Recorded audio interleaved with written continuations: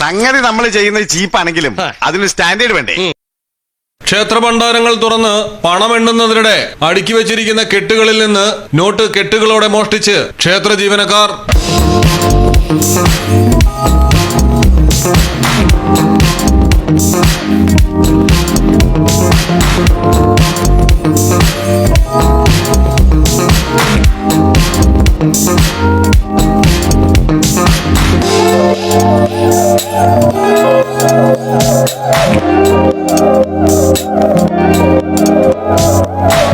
എടാ പുല്ലേ, നീ കള്ളന്മാർക്ക് അവമാനമാണടാ.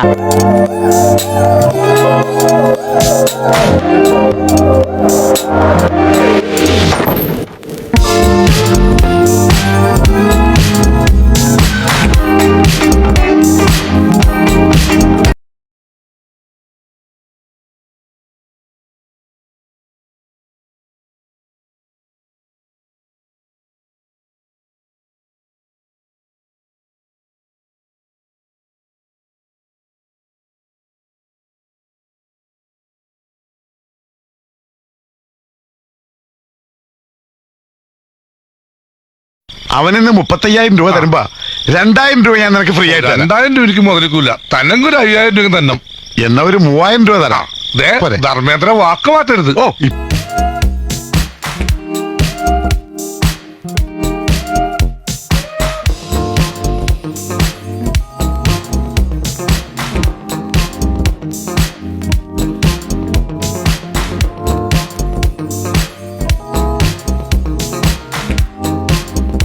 കൊളമാക്കരുത്. ഞാൻ ഇന്ന് വരെ സംഭവം കൊളാക്കിയിട്ടില്ല.